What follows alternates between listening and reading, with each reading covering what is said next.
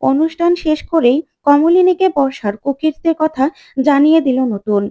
রেগে গেল বুবলাই। হ্যাঁ বন্ধুরা, এমনটাই দেখা যাবে। তাই সম্পূর্ণ জানতে ভিডিওটিতে লাইক দিয়ে চ্যানেলটি সাবস্ক্রাইব করে দেখতে থাকুন। গল্পের শুরুতে দেখা যাবে স্বতন্ত্র বোস, আপনি একদম গলা উঁচু করে কথা বলবেন না। আপনি আজকে আমার সঙ্গে যেটা করেছেন না, তার জন্য আমি আপনাকে কোনোদিন ক্ষমা করব না। কোনোদিন না। আপনি কি ভেবেছেন আমি আমি এমনি, এমনি আপনাকে ছেড়ে দেব? না। আপনি যেটা করেছেন তার জন্য আমি আপনাকে শাস্তি দেব। শাস্তি আপনাকে আমি দেবই। এই যে ভালো মানুষের মুখোশটা পরে বসে থাকেন না, সেটাই ভাবছি যে আপনি কি করতে পারেন? আপনি একটা জঘন্য মানুষ। আমার না মামুনির জন্য কষ্ট হচ্ছে। সবেমাত্র বিয়ে হলো। উনি তো সবসময় মামুনিকেও ঠকাচ্ছে।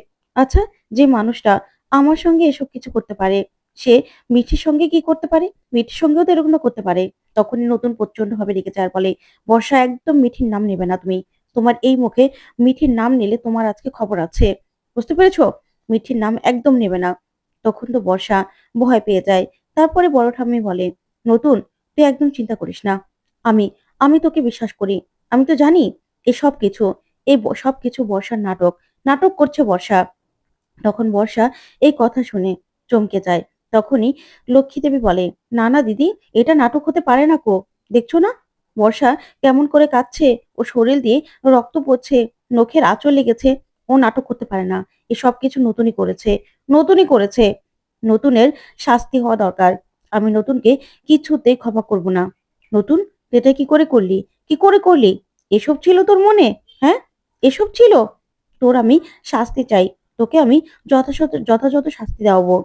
বর্ষা, তুমি চিন্তা করো না। আমি তোমার পাশে আছি। তোমার ঠাম্মি তোমার পাশে আছে। নতুন যে জঘন্য কাজটা করেছে, তার জন্য ওকে শাস্তি পেতেই হবে।" তখন নতুন বলে, "শোনো মাসি, আমাকে আমাকে অপবাদ দেওয়ার চেষ্টা করছো, তাই তো? আমাকে ভেঙে চুরে শেষ করে দেওয়ার চেষ্টা করছো? পারবে না। পারবে না তোমরা। কারণ আমি আমি কিচ্ছু করিনি। কিচ্ছু করিনি আমি। আমি তো এখন ইনস্টিটিউটে আমাকে যেতেই হবে। সবাই আমার জন্য অপেক্ষা করছে। অপেক্ষা করছে সবাই আমার জন্য। আর যে ফাইলটার জন্য এখানে এসেছি আমি, যে ফাইলটার জন্য এত কথা, সেই ফাইলটা তো আমাকে নিয়ে যেতে হবে। ডিএন এর কাছে দিতেই হবে। আর বর্ষা, তুমি যে নাটকটা করলে না, সেটার সেটার ফল তুমি পাবে। কারণ সত্যিটা না ভোরের আলোর মতো সত্যিই থাকে। সত্যি কখনো মিথ্যে হয় না। আর তুমি আমার কিচ্ছু করতে পারবে না বর্ষা। কিচ্ছু করতে পারবে না। আমাকে এখন ইনস্টিটিউটে যেতে হবে। তার জন্য আমি তোমাকে এখন কিচ্ছু বলছি না। কিন্তু এটার জন্য তোমাকে অনেক বড়ভাবে পস্তাতে হবে। তুমি ভেবো না তুমি বেঁচে যাবে। অন্যদিকে দেখা যাবে সবাই অনুষ্ঠান দেখছে। তখনই কমলিনী নতুনের কথা ভাবতে থাকে আর বলে, "এত দেরি হওয়া তো কথা নয়। এখনো আসছে না কেন? কিছুই তো বুঝতে পারছি না।" ঠিক তখনই সবাই মিলে অনুষ্ঠান দেখছে, তখন কুর্চি এসে হাজির হয়। তখন কুর্চিকে দেখে কমলিনী চমকে যায়, বলে, "দিদিভাই, তুমি এখানে?" তখন কুর্চি বলে, "হ্যাঁ, আসবো না? নতুনদার ইনস্টিটিউটে এরকম একটা অনুষ্ঠান হচ্ছে। আর কবে থেকে বলা? আর আসবো নাই বা কেন? আরেকজন তো আসতে চেয়েছিল। আমি ওকে বারণ করেছি। আনিনি তো।" তখন কমলিনী বলে, "কে? কার কথা বলছো?" তখন কুচি বলে, "আর কার কথা বলবো? সবসময় তো আঠার মতো লেগে থাকে, তাই না? ভালো মানুষই দেখাচ্ছে, সেজন্য আনিনি।" ওইদিকে দেখা যাবে বড় ঠাম্মি বলে, "নতুন, তুই যা, তুই যা। আমি জানি যেটা সত্যি সেটা কখনো মিথ্যা হবে না। আর সত্যিটা না সবসময় সত্যিই থাকবে। সত্যির জয় হবেই। আমি তোর পাশে আছি। কিন্তু আমার কথা কে বিশ্বাস করবে? তারপরেও আমি জানি তুই কিচ্ছু করিসনি। তুই যা, তুই যা। এই বর্ষার কুকীর্তি এই সবকিছু। হ্যাঁ গো বর্ষা, কোনো ভালো ফ্যামিলির মেয়ে এরকম একটা কাজ করতে পারে? নতুনের উপর শত্রুতা মেটাবে ঠিক আছে। এত বড় ক্ষতিটা নাই করতে চাইতে পারতে। এই কথাটা তুমি নাও বলতে পারতে। অন্যভাবে ক্ষতি করতেই চাইতে পারতে। তখন বর্ষা বলে, "শোনো ঠাম্মি, আমি না কোনো মিথ্যা কথা বলছি না। আমি যেটা বলছি একদম সত্যি কথা বলছি। বুঝতে পেরেছো? একদম বাজে কথা বলবে না। আমি কি মিথ্যে বলেছি নাকি? আমি তো সত্যিই বলেছি। আমার সঙ্গে যেটা ঘটেছে আমি বলব না?" তখনই ঠাম্মি বলে, "শোনো দিদি, তুমি কি অন্ধ নাকি? তুমি চোখে কিছু দেখতে পাও না? বর্ষা মিথ্যে কথা বলছে না কো। বর্ষা একদম সত্যি কথা বলছে। বুঝতে পেরেছো? আর নতুন তো আগে থেকেই এরকম। না হলে আমার বৌমার দিকে নতুনের নজর যায় নাকি? নতুন সেই শুরু থেকে আমার আমার বৌমাকে নিজের জালে ফাঁসানোর চেষ্টা করেছে। এখন তো নিজের জালে ফাঁসিয়েই ফেলেছে। আর আমার ছেলের সব দোষ ছিল, তাই না? সব দোষ হলো নতুনের। নতুনই ভালো ছিল না, নতুন খারাপ। তাই নতুনকে তো শাস্তি পেতেই হবে।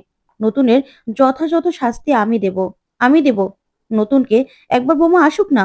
ও কি ভেবেছে? ও পার পাবে? ও কিছুতেই পার পাবে না।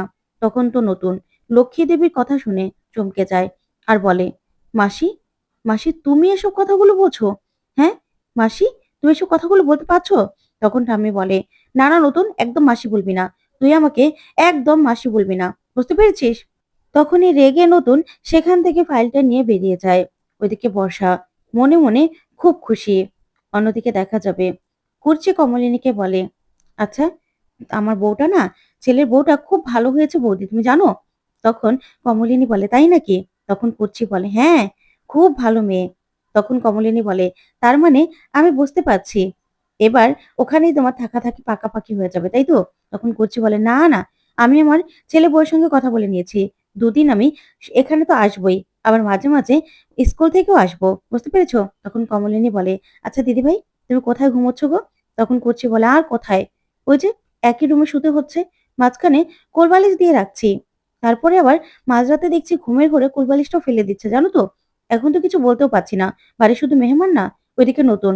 গাড়ি করে আসছে মনে, মনে বলছে, 'না, না, আজকে বর্ষা যেটা করলো, সেটার জন্য বর্ষাকে আমি কোনোদিন ক্ষমা করব না। আর কমলিনী, এই আনন্দ অনুষ্ঠানে এখন তোমাদের কাউকে কিচ্ছু বলব না আমি। অনুষ্ঠানটা মিটে যাক, তারপরেই তোমাকে বলব। আমি জানি তুমি আমার ঠিক পাশে থাকবে। সেটার অপেক্ষায় থাকলাম।" ওইদিকে কমলিনী কুর্চিকে বলে, "দিদিভাই, আমি চাই তোমার সংসারটাও ঠিক হয়ে যাক। অয়নদীপদা ঠিক ব্যবহার করছে তো?" তখন কুচি বলে, "হ্যাঁ, হ্যাঁ, ঠিকঠাক ব্যবহারই করছে। আসলে ২ দিন দেখলে বোঝা যাবে। এখন ওতে স্বার্থ জড়িয়ে আছে তো।" তখন কমলিনী বলে, "ঠিক আছে, কালকে গেলেই না হয় বোঝা যাবে।" তখন কুচি বলে, "হ্যাঁ, যাবে কিন্তু তোমরা। না হলে আবার কথা শোনাবে। কথা শোনাতে তো আবার ছাড়ছে না। বুঝতে পারছো না? সবসময় কথা শোনাচ্ছে। বিয়েতে কেউ আসলো না, রাত জাগলো না।" তখন কমলিনী বলে, "ওই দেখো, আমাদের কি বলেছে নাকি? না হলে তো আমরা যেতেই পারতাম। আমরা তো যাইনি। আবার কি ভাবে না ভাবে তার তো আবার কোনো ঠিক নেই।" ওইদিকে নতুন ইনস্টিটিউটে চলে আসে। তখনই কুর্চি বলে, "হ্যাঁ বৌদি ভাই, এবার না মনে হচ্ছে সবটা আস্তে, আস্তে ঠিকঠাক হয়ে যাবে।" তখন কমলিনী বলে, "যাক, তোমার জীবনটার ২য় ইনিংস কিন্তু শুরু হয়ে গেছে। সেটা আমি বেশ বুঝতে পারছি। আমার খুব ভালো লাগছে। বুঝতে পেরেছ? এবার কিন্তু অয়নদীপদা ঠিকই, ঠিকই তোমাকে আর ছাড়বে না। সেটা আমি জানি।" তখন কুর্চি বলে, "হ্যাঁ, আর হয়েছে। এ কথা আর বলো না তো।" ঠিক তখনই নতুন প্রসূনের কাছে এসে বসে। তখন প্রসূন বলে, "নতুনদা, তুমি চলে এসেছো? তুমি এরকম একটা কাণ্ড করলে, তোমাকে তো সংবর্ধনা দেওয়া হবে।" তখন নতুন বলে, "হ্যাঁ, ওরকমই তো শুনলাম।" তখনই এই কথা শুনেই প্রাঞ্জল বলে, "আচ্ছা নতুন, এত দেরি হলো কেন? তোমার দেরি নিয়ে তো চিন্তা হচ্ছিল।" তখন নতুন বলে, "না, না, এই তো চলে এসেছি।" তারপর প্রসূন বলে, "আচ্ছা নতুনদা, এতদিন তোমার এত ভালো একটা কাজ আমাদের কাছ থেকে লুকিয়ে গেলে, বললে না?" তখন নতুন বলে, "না, ওরকম আর কি। বিদেশে লেখালেখি করেছিলাম। ২ একজন পড়েছে আর কি।" তখন কমলিনীর মা বলে, "না, না নতুন, এখন তো তুমি আমাদের মেয়ের জামাই। তুমি কিছু করলে, তোমার নাম পত্রিকায় বেরোলে বা কেউ বললে আমাদের খুব আনন্দ হয়। তোমার নামে এই যে, এই যে বই বেরিয়েছে, তারপরে তুমি সংবর্ধনা পাচ্ছ। সেটা শুনে আমার যে কি ভালো লাগছে না?" তারপর নতুন বলে, "না, না মাসি, ওরকম কিছুই না।" তখন প্রাঞ্জল বলে, "শোনো নতুন, প্রতিভা লুকিয়ে রাখাটাও কিন্তু একটা গুণ। আমি জানি তুমি নিজেকে সবার সামনে প্রকাশ করতে চাও না। কিন্তু তুমি যেটা করেছো, সেটা সত্যিই অতুলনীয়।" তখন তো কমলিনী খুব খুশি হয়ে যায় নতুনের এত প্রশংসা শুনে। তারপরেই কমলিনী বলে, "যাক, আমার না খুব আনন্দ হচ্ছে। এবার দিদিভাই, তুমিও, তুমিও তোমার শ্বশুরবাড়িতে সেটেল হয়ে যাবে। আর এদিকে দেখো না, আমরা যাবো তো সবাই মিলে। আর উনি, উনি তো এরকমই।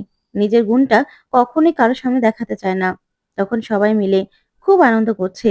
তখন কুচি বলে, "আচ্ছা নতুনদা, তোমার এই কথা শুনে কিন্তু আমার খুব, খুব গর্ব হচ্ছে।"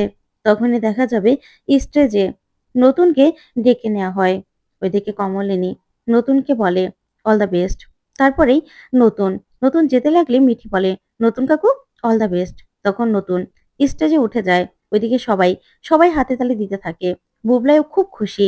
তারপর দেখা যাবে নতুনকে সম্বর্ধনা দেওয়ার জন্য ডিএন স্যারকে ডেকে নেওয়া হয়। আর নতুনের নতুনের খুব প্রশংসা করা হয়, যা দেখে সবাই খুব খুশি হয়। তারপরেই নতুনকে সম্বর্ধনা জানানো হয়, যা দেখে নতুনও খুব খুশি। তারপরে দেখা যাবে নতুন স্টেজে নিজের লেখা নিয়ে সবাইকে নিয়ে খুব কথা বলে যে তার এই সাফল্যের পিছনে তার বন্ধুরা রয়েছে। সে যারা বিদেশে থাকে কিন্তু এই সাফল্য দেখার জন্য আজকে দেশে এসেছে। এই সময়টাতে সবাই পাশে রয়েছে। তার জন্য নতুন সবাইকে, সবাইকে ধন্যবাদ জানায়। আর বলে, "এখানে আমার পরিবার সবাই রয়েছে। সবাইকে অনেক, অনেক ধন্যবাদ আমার পক্ষ থেকে।" আসলে সবাই না থাকলে আমি এই দিনটা আজকে দেখতেই পেতাম না। এতটা এগিয়ে আসতে পারতাম না। সবার জন্যই এটা সম্ভব হয়েছে। তাই আজকে আমার এই আনন্দটা সবার মাঝখানে আমি উৎসর্গ করে দিতে চাই। আমি যেটা শিখতে পেরেছি সেটা সবার মাঝখানে বিলিয়ে দিতে পেরেছি। তারপরেই দেখা যাবে উপস্থাপক বলে, "আমাদের স্বতন্ত্র বসু, সে সবেমাত্র বিয়ে করেছে। তাই তার সহধর্মিণীকেও আমরা দেখতে চাই।" তখন কমলিনী বলে, "আমাকে কেন ডাকছে?" তখন প্রসূন বলে, "যা না, তোর বরের জায়গায় তোর সাথে থাকবি, এই তো?" এদিকে বুবলাইয়ের মনটা খারাপ হয়ে যায়। তারপরে দেখা যাবে কমলিনী স্টেজে আসে। তখন উপস্থাপক বলে, "আমরা স্বতন্ত্র বোস আর কমলিনী দেবীর জন্য একটা কেক কাটার ব্যবস্থা করেছি।" যা দেখে বুবলাই, বুবলাই নিজেকে ধরে রাখতে পারছে না। ওইদিকে রেশমি আর অনন্যা খুব, খুব রেগে আছে। তারপরে দেখা যাবে ওদের জন্য একটা কেক আনা হয়। সবাই মিলে খুব আনন্দ করছে। তখন নতুন আর কমলিনী কেক কেটে নিজেদের, নিজেদের এই নতুন জীবন, নতুন জীবন সবার মাঝখানে উৎসর্গ করছে। যা দেখে যা দেখে বুবলাই হাতে তালি দেয়। তখন রেশমি বলে, "আচ্ছা, এসব দেখতে এখানে এসেছি নাকি? এসব বেহায়াপনার কি দরকার আছে? বাড়িতে তো সবসময় দেখি। এখানে এসে দেখতে হবে?" তখন অনন্যা বলে, "কি জানি? ভালো লাগছে না। জানো তো এসব জানলে আসতামই না।" তখন রেশমি বলে, "ছেলে-মেয়েদের কথাও তো ভাববে। তাও ভাবছে না। যেখানে যা খুশি তাই করছে। এরকম বেহায়া মানুষ না আমি কখনো দেখিনি।" তারপরে দেখা যাবে উপস্থাপক বলে, "আমাদের বন্ধু স্বতন্ত্র বোস, সে তো খুব ভালো গান গায়। আমরা শুনেছি যে তার সহধর্মিণী কমলিনী দেবীও গান গায়। তাই তাদের মুখ থেকে আমরা ২ লাইন গান শুনতে চাই।" তখন কমলিনী বলে, "না, না, আমি পারব না।" তখন নতুন বলে, "শোনো, এখান থেকে কিন্তু ছাড়বে না। যাই পারি আমরা দুলান গেয়ে নেমে যাই।" তারপরে দেখা যাবে কমলিনী আর নতুন একসঙ্গে গান গাইতে থাকে। আর কমলিনীও খুব খুশি। তখন বুবলাই রাগান্বিতভাবে তাকিয়ে থাকে। ওইদিকে সবাই খুশি হয়ে কমলিনী আর নতুনকে দেখতে থাকে। সবাই খুব হাতে তালি দেয় ওদের একসঙ্গে গান গাইতে দেখে। তো বন্ধুরা, এবার কি তাহলে কমলিনীও নতুনকে ভুল বুঝবে সবকিছু জানার পরে? নাকি কমলিনী কমলিনী নতুনের পাশে থাকবে? তোমাদের কি মনে হয়? অবশ্যই কমেন্ট করে জানাতে ভুলবে না। ধন্যবাদ।